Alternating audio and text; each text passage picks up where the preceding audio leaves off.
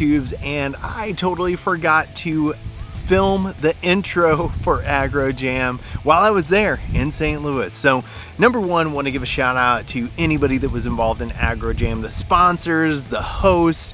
Amazing event. Peeps, Missouri Hall of Fame, big ups there. Night Owl, big ups there. Aggro Design, big ups there. Great event, lot of fun. Number two, there's a ton of great content out there. Go check out Matt at the Nostalgic Neighborhood. Check out all the stuff coming from Ron at Ground Whip.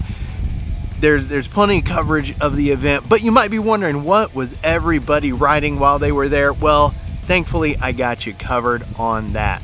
So let's check out the Bikes of Aggro Jam 3. So this first one was a totally random find.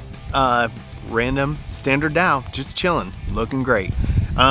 Gotta shout out Kim's new or noose, Jerry Milborn, and I will debate that.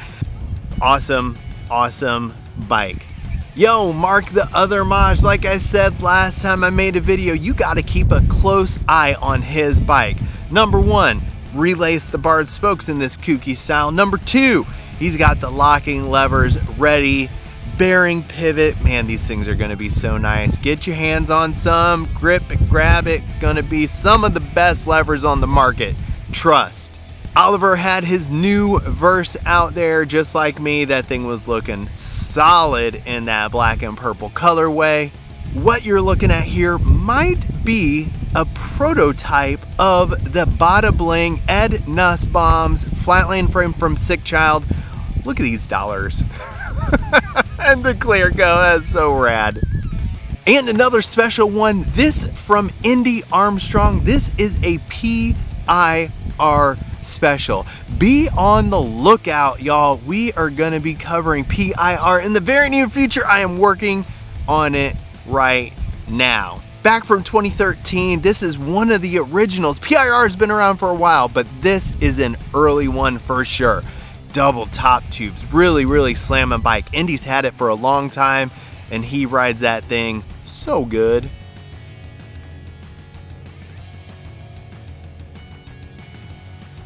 Let's not forget Justin's St. Martin Nation. That was killer. I got to ride this thing. That bike is rock solid. That is what a flatland bike should feel like. Looks great, rides great. Good job out of Cincinnati.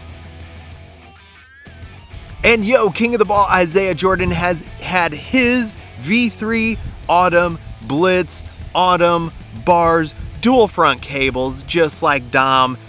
Yo, seeing Isaiah ride, so dope. Dude killed it. His bike looks great. Hats off, man. Also, this is the first time I got to see the new Scott Powell bikes that just dropped out in the wild. Dustin and Donnie were rocking their whips. They look so good. Double top tubes, bent down tube. All the specs right here. Man, these things are solid. Great job, Scott. Love seeing them out in the wild now.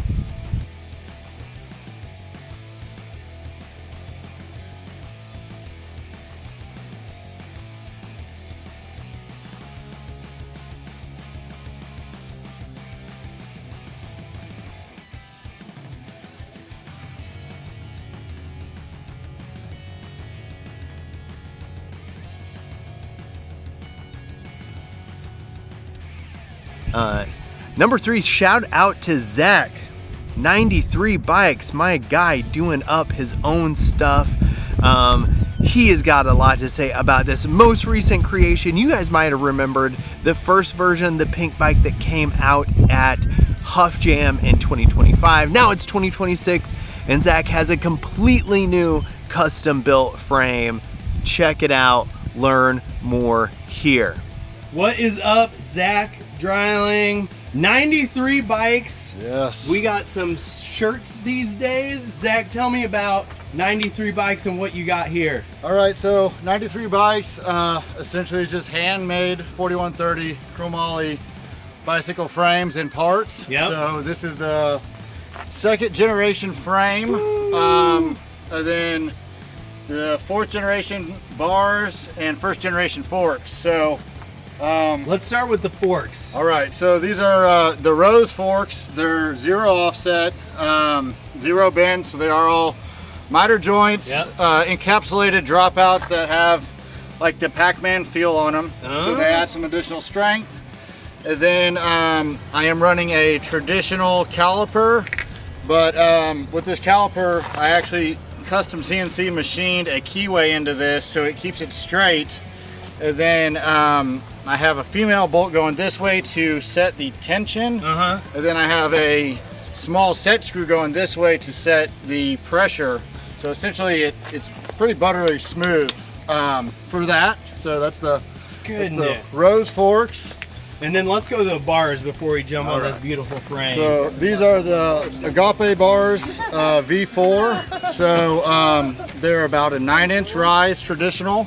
They are 0 offset, you know, front back, and then 6 degrees up.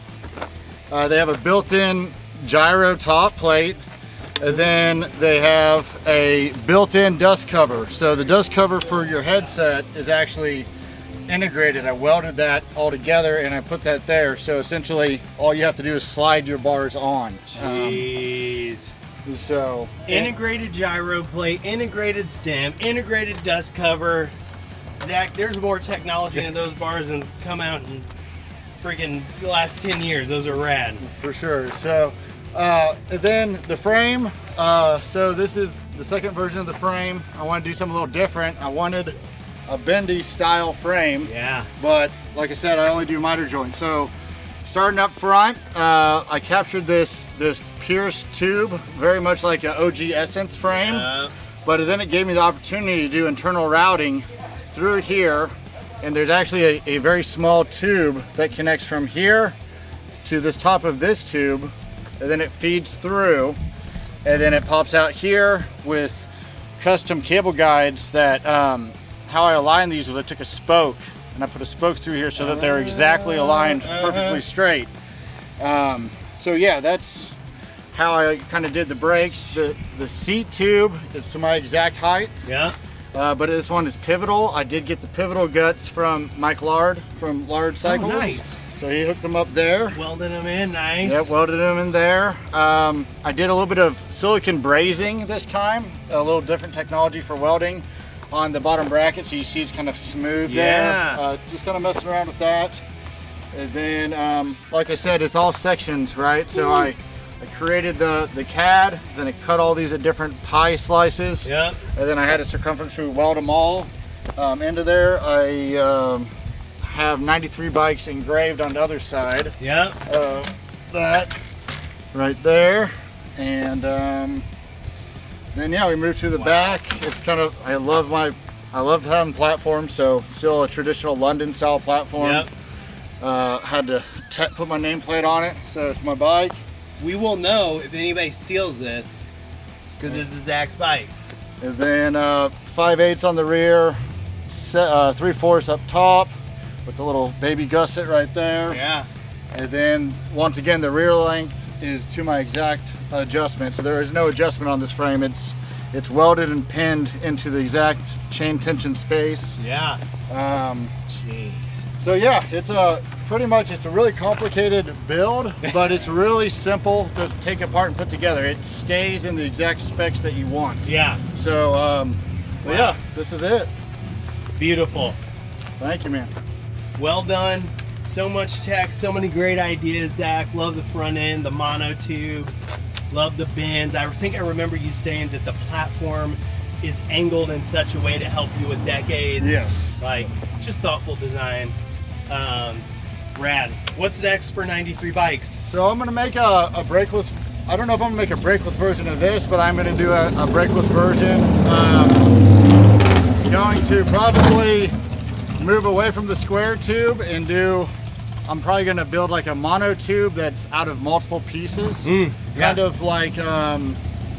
Kind of like a turbo frame from Suelo, maybe. Yeah. So, Suelo Tubo. Yeah. And then I'm thinking about doing a platform like a Schwinn 36-24-36. Ooh, where so it's the ovalized. Yeah, the ovalized top tube. Right on. So, but doing it all without a tube bender, so it all has to be cut and miter joint. So the last time I saw you, we got the pink one shown somewhere on the screen, and that was at Huff Jam last year, 2025. So you've been working on this in the shop Guys, this is what you get whenever you have a rocket scientist that rides Flatland. Right on, Zach. Good job, man. Awesome. Thank you, man. And that's about it. Aggro Jam was amazing. Great to connect with my guys out of 901 Flat there in Memphis, Tennessee. Good to see Danny. Good to see Greg. Good to see Jerry. Good to see Oliver. Good to see Peeps, man. Everybody, this is our family. Just like Matt said, they're out there. We're out there. Just got to find us. So Aggro Jam 3 Flatlanders Ball in the books. So glad I made it. Looking forward to Aggro Jam number 4. As always, Derek with Bendy Tubes. Thanks for watching.